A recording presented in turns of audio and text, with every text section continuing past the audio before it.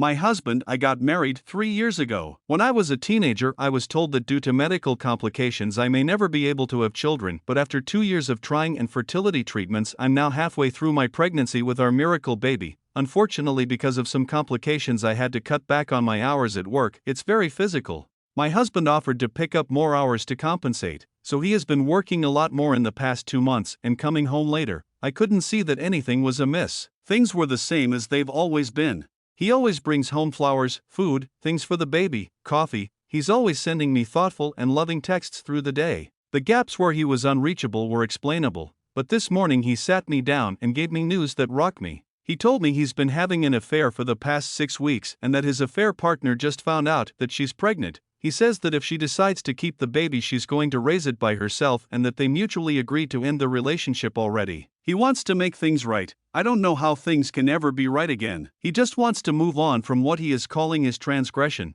How do I ever forgive him? How do you deal with the unthinkable? How do I learn to live with the idea that my child's sibling might be out there somewhere someday?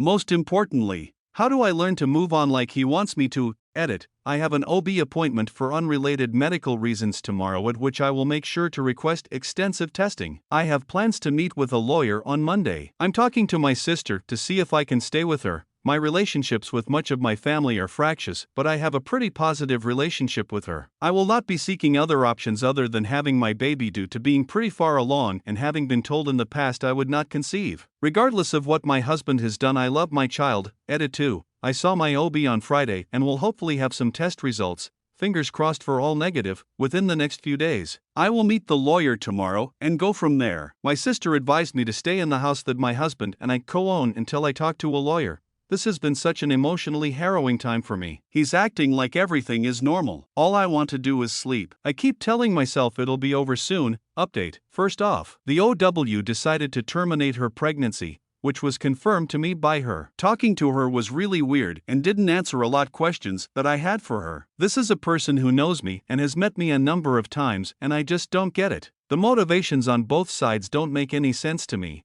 and I don't know if they ever will. It helped to learn there was no romantic feelings, but it was still confusing, especially since I perceive my husband and I to have a healthy life, as often as 4 to 6 times per week, and I don't really get what's fun or exciting about leaving the boundaries of your marriage. We are in therapy, separately and together. Going separately is helping me to sort out a lot of my own feelings.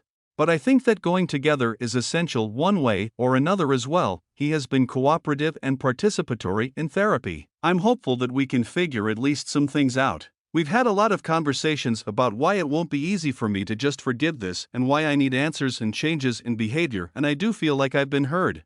Divorce is not completely off the table, but it's a hard situation to be in, especially in a vulnerable state like being pregnant. I've consulted with a lawyer and made my parameters clear to him, but for right now I want to try to work things out. I know this isn't the update that a lot of people probably hoped for, but for me I think this is the right choice. Thank you all for your words of encouragement, advice, and perspective. I definitely took a lot of things to heart and will remember them for a long time. It's very appreciated. Edit. I want to make it clear, since people seem confused, divorce is not off the table. What is off the table right now is trying to make a decision that will affect my life greatly when I'm already in an extremely vulnerable physical/mental position without making an attempt at healing both on my own and with him. Even if we end up divorced in the end, allowing myself time means that things have a higher chance of being amiable and easier for all of us, especially our child. He could not care less that he cheated on her, and while I understand her not wanting to make a big decision right now, it's hard to stomach just the idea of him. But then again, with that age gap, it's not particularly surprising. I hope that woman leaves and gets a life outside his orbit. That was the first story, and now we are going to listen to today's second story. I, 38F, have a 9-year-old son Max and 6-year-old daughter Olivia with my ex-husband Dan, 35M. Max has severe autism and requires a lot of care. I remarried 3 years ago, and my husband, Luke, is incredible. My ex, Dan, 35M, has them 6 hours every week. This was on Tuesday, and as I was away for a funeral, Dan took the day off work to be with them in the morning and evening. X and his girlfriend, Sophie, picked them up as planned at 11 a.m. My husband took this time to play a round of golf with my brother. They finished the game at 4 p.m., and the golf is 30 minutes from our house. I got a call at 5 p.m. exactly from Sophie screaming at me about me abandoning my kids. I was confused. and eventually realized Luke wasn't home yet, so I told her where the spare key is so they could wait for Luke to come home inside. Unfortunately, Luke's car had gone kaboom on the motorway and he was in a complete coverage dead zone. He was able to call emergency services, but nothing else would connect. When the police arrived, the first thing he did was ask if someone could contact Dan to tell him what happened. Sophie was already on the phone to the police to report me and my husband for child abandonment. They said one of us should have been there and my ex doesn't feel safe inside our home, so they've left the kids inside our home and that the police needed to go and save our kids and arrest us. The police person speaking to them told them multiple times to turn around and that they were the ones who had abandoned them. This whole time I'm getting messages from Dan saying how this was unfair on him and Sophie and that I'm a terrible parent for leaving them with someone who doesn't give a shit about our kids. At this point I didn't actually know what was going on, all I knew was that Luke wasn't home but Dan had found the spare key. At no point did he tell me that they've left the kids alone. Luke got hold of me via the police and I arranged for a friend to go round there as soon as she could. But the police already had a unit there after the call with Sophie. After this, I decided to try and get his 6 hours a week taken away. I've given him so much leeway over the years and this was my limit. Our son is dependent on an adult and our daughter is 6, and the only thing he would say to defend himself is well I kept up my side of the agreement by bringing them back after 6 hours. This has caused a whole other shitstorm, to the point where Sophie sent me messages that the police are now investigating. Dan hinted he is going to try and get the kids taken into care because of my husband abandoning them. I had multiple people ask me why I'm staying with someone who abandoned my children. His parents have threatened to try and gain custody of the children, saying the children need a stable family unit, and calling my husband abusive. I said this and put the whole story, with evidence, on my private Facebook page and people quickly understood. But now I'm being branded a drama queen and an asshole for publicly blasting the father of my children, putting my husband above my kids. I don't understand how. He's more of a father to them than Dan is. Update 1. That happened a week ago. Post was made a few days after it happened. The post I made on social media had kicked up quite the fuss, but most things have been sorted for now, and my post is still up telling people what happened. My brother, Pete, was friends with my ex-husband before we ever got together. He also never really got involved in our relationship or separation. He's never really been involved in my life beyond being a good uncle. He's a nice guy, but we have never been that close. He's always been closer to my ex, and now with my husband. When he found out what happened, that completely changed and he put himself right in the middle of it all. My brother was always the beta in his friendship with Dan. I always suspected he was scared of him. Well, not anymore. He called Dan and ordered him to meet him at Dan's parents, who he knows quite well. Dan was advised that bringing Sophie to this meeting wouldn't end well for him. I don't know exactly what was said, but the result of their conversation is that Dan's parents are going no contact with him. I don't like them, they've never liked me, but I've never doubted they loved my kids and would protect them with their lives. Pete did tell me that Dan made it clear he wouldn't break up with Sophie under any circumstances, even if it meant he wouldn't be able to see his kids. Pete explained what happened to my ex-in-laws, that the version of events I posted was true, and went through the timeline/proof. Dan argued and bitched and moaned until his dad told him to leave. I think the fact that my brother, who is known for caring about beer, women and sports and nothing else, took this so seriously got the grandparents to wake up. I spoke to them and although their apology was barely worth hearing, we came to an understanding. I'm not going to allow any visits/contact between Dan/Sophie and my children going forward. Our agreement was informal, no court orders or anything. If he wants to see them, he will have to fight for it, which I know he won't. Those 6 hours a week are now going to be with his parents, on the condition that if they allow Dan to be around the kids, even once, they will be cut off from our lives. They were fine with this.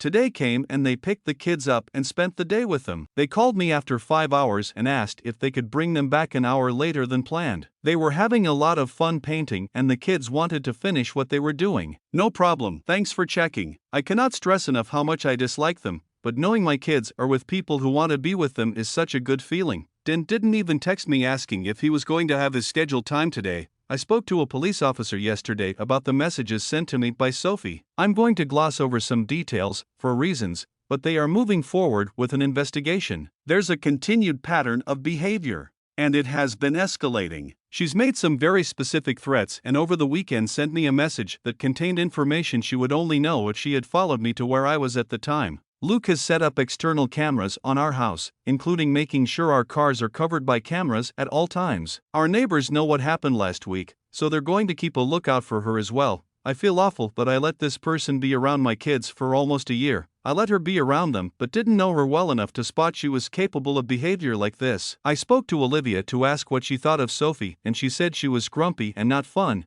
but nothing to indicate she hurt them or anything. This reaction to the whole situation is just unhinged. Luke has been a star through this. He's resisted the very strong urge to find Dan and beat him with a golf club. He's not worth replacing a driver, and made sure the kids know he loves spending time with them. Olivia calls him daddy anyway, but she knew she was abandoned last week and he's shown her that he's here for her. He's always loved Max and been amazing with him, but I know he's found it difficult to connect. He asked for advice and I told him just to try things he enjoys and see if Max engages. Well, Max spent 5 hours on Sunday with a golf putter in his hand hitting a ball to the putting machine thing Luke has in the garage, and apparently he's a natural. Luke now has it outside as Max became automatic in the garage and needed a bigger green. So, I'm now re-evaluating my life. Living with one golf obsessive was barely manageable, 2 maybe more than I can endure. I'm currently typing this looking at Olivia's painting of a birthday cake. Deranged threats aside, I'm happy with how things are right now.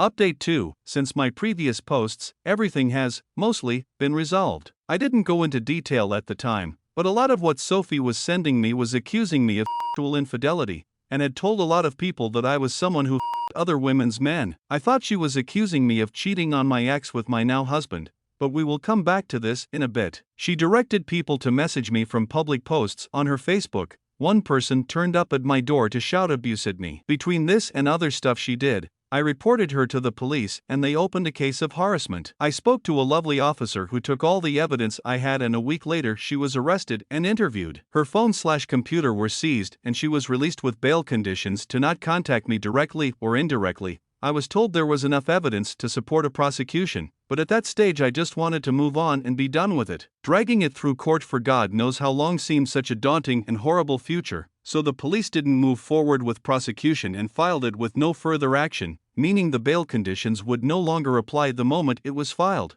I was told this would happen after a review from somebody that wasn't the officer dealing with it, which would be between 1 to 7 days, and I would be told when that was completed. I'm not 100% sure on the specifics/legalities of this paragraph. It's just how it was explained to me. I wasn't involved in any of it directly. This was communicated to her, and being the bright spark she is, she immediately messaged my brother something along the lines of his sister being a whore and a waste of police time. The bail conditions were still in place. He reported this to the police, not knowing I wasn't going forward with the whole case. Turns out that where I live, breach of bail conditions is a crime against the government, not the person they were in place to protect. I have no knowledge of what's going on with that, but I am led to believe she is in a bit of legal trouble. After she was interviewed, I was informed of what was said about all of this to the police, bringing everything full circle to the original incident that led to all this. Turns out Sophie and my ex were in a relationship for almost 2 years while we were still married, with it ending around the time my 6-year-old daughter was born, and then reconnected in the last year or so.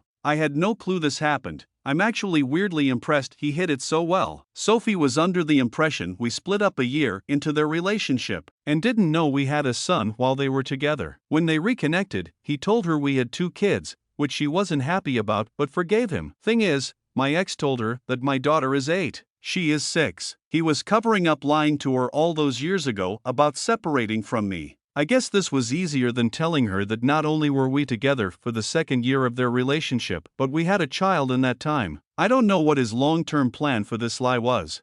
The day it all exploded, Olivia had corrected her about her age, and she realized that I had been having sex with her man while they were together all those years ago. My then husband.